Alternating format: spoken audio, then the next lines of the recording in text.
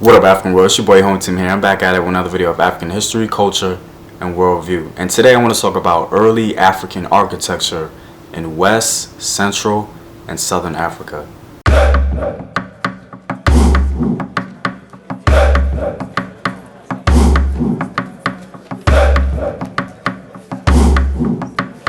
Now, when we discuss early African architecture, we usually tend to focus on Eastern Africa, and we definitely largely discuss the wonders of ancient Egypt.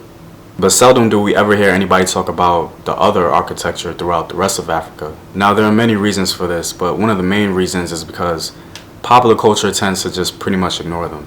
So today I thought I'd just discuss some of the early African architecture found in West, Central, and Southern Africa. Now, when we look at early travelers to Africa, we tend to hear them say great things about the cities that they see. Ibn Battuta and other travelers would usually have great things to say about them. One man in particular named Leo Frobenius, who was a European archaeologist, made a very astonishing admission for a 19th century European. This is what he had to say about African civilization.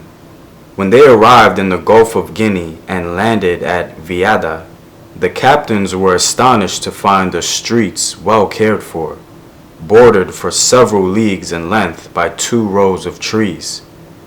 For many days they passed through a country of magnificent fields, a country inhabited by men clad in brilliant costumes, the stuff of which they had woven themselves. More to the south, in the kingdom of Congo, a swarming crowd dressed in silk and velvet, great states, well ordered, and even to the smallest details, powerful sovereigns, rich industries, civilized to the marrow of their bones.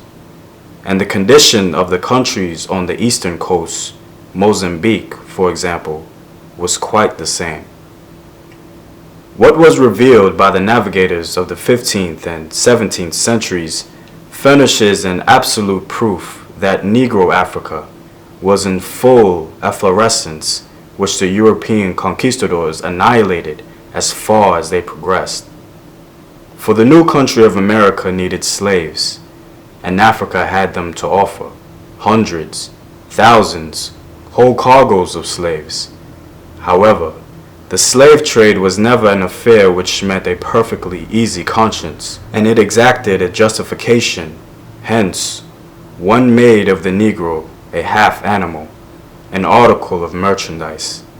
And in the same way, the notion of fetish was invented as a symbol of African religion.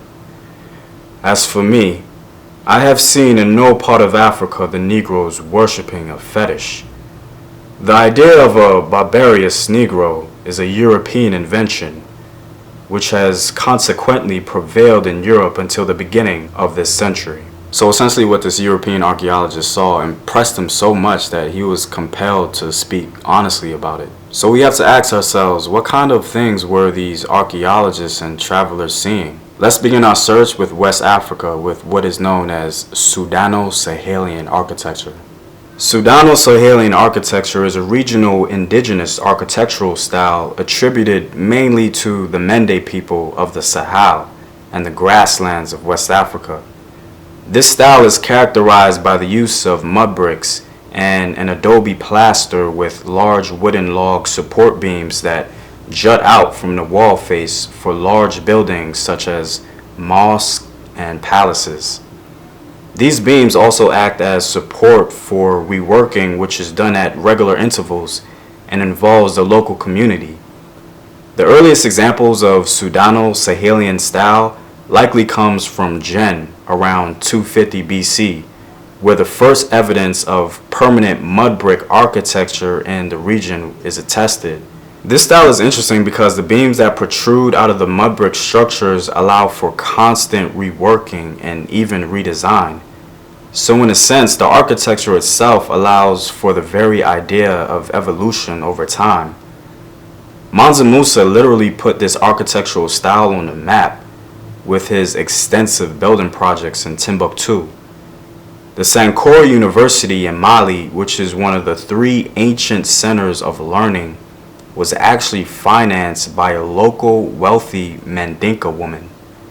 She financed the plans to turn Sankore University into a world-class learning institution. Now, the Sudano-Sahelian architecture is one of the main architectural styles in West Africa, so naturally it also encompasses other smaller sub-styles from different African ethnic groups. One such style is called the Bali Style from the Hausa people. Bali Style is characterized by its attention of stucco detail in abstract design and extensive use of parapets. 1 to 2 story buildings, and examples in this architectural style is the Yama Mosque of the Hausa people. Another Sudano-Sahelian style comes from Niger and Agadez, which is somewhat customized to suit the environment. Very similar style, as we can see. Now, these are just some of the Sudano-Sahelian architectural styles. It seems to be a very earth-like architectural style with a very homegrown feel to it. It's very pure and smooth, straight to the point. This architectural style was reserved for the West African elites within the society. Now, there are 2 sites within the Sudano-Sahelian region that exhibit differing architectural styles because they stem from differing African ethnic groups. The first site is the Jado ruins of Niger. Now, the Jado ruins are by far one of the most well-preserved ancient sites of Africa. Very beautiful. There isn't much certainty among scholars as to who actually built this architectural style, but it was last occupied by the Kanuri people. Now, the Kanuri are a subgroup of the larger Kanembu people, so it's likely that the Jabo architectural style was built by Proto-Kanuri people, meaning ancient people in that region that later became known today as the Kanuri. The second site located in the West African Sahelian zone is Dar Tichet. Now, Dar Tichet is a beautiful array of stone structures that are arguably the oldest structures in West Africa. Believed by many to be the progenitor of West African civilization. If we want to talk about the beginning of West African civilization, we have to talk about Dar Tichet. The architecture and civilization of Dar Tichet was built by the Soninka people. Now, Dar Tichet is characterized by stone-walled structures and compounds. There were many Dar Tichet periods of advancement and development over time. The Soninka people greatly influenced the history of all of West Africa. Virtually every empire in West Africa stemmed from them. Evidence suggests that the Soninka built stone walls because they were constantly being attacked by Berbers from the north. Interestingly enough, the attacks from the Berbers only made the Soninka stronger as they came together to create the very first West African empire known today as the Ghana Empire, or what they called Wagadu. Now, let's get out of the Sahel region and go more toward the grasslands of West Africa with the architectural style of Lorapina. The ruins of Lorapini is located in modern-day Burkina Faso. Lorapini bears testament to the power of the trans-Saharan gold trade. Now, Lorapini architecture was built and occupied by the Loran or Kalango peoples, who controlled the extraction and transformation of gold in the region when it reached its peak from the 14th to the 17th century. The site is largely mysterious because it has yet to be fully excavated, but in time we will learn much more about it. Another site in the southern West African grassland region is called Songbo Eredo, located in Nigeria. Songbo Eredo is a system of walls and ditches that was apparently built to honor a woman named Oloye Belikusu Songbo. It's characterized by very smooth walls and ditches. Some say it's the largest continuous architectural site in all of Africa. The site is also connected with the legend of the Queen of Sheba. Legends of the contemporary Jibu clan link the Erudo to this fabled woman, a wealthy, childless widow who they knew as Bilikisu Songbo. According to them, The monument was built as her personal memorial in modern-day Nigeria.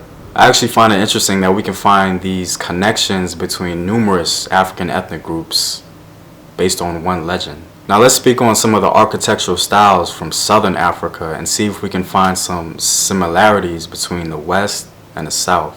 One of the most prominent architectural structures in all of Southern Africa is hands down Great Zimbabwe. Great Zimbabwe is one of the greatest prides of Southern Africa. Great Zimbabwe is believed to have been the capital of the Kingdom of Zimbabwe.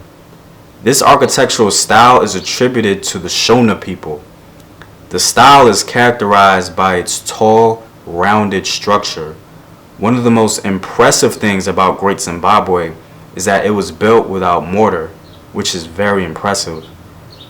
The edges seem to have a trend of laying stone diagonally for design and visual appeal. The Shona built a very impressive architectural wonder that still stands today largely intact. Shona architecture can be seen in other parts of Zimbabwe like the Kami ruins and the Natali ruins, which very clearly exhibit a similar style.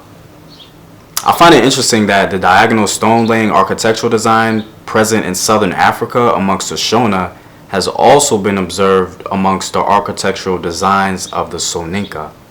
Now, one of the things I couldn't help but notice throughout the architectural styles of the West and the South was that they exhibited very rounded and broad features, in a way mimicking their own facial phenotypical characteristics. It's almost as if they were subconsciously sculpting their own facial features into their own architecture. But that's just me. Let me know what you guys think. Of course, there are many other styles throughout Africa. I just thought I would shed some light on some of the not so popular ones. As always, my videos are just introductions to African history. If you guys are interested in full-blown African history courses, I offer them on Patreon. If you guys want to learn more about African history, support Home Team on Patreon to gain access to African history and sources. The link is in the description box below. It's your boy, Home Team. Know thyself. Remember your ancestors. Peace.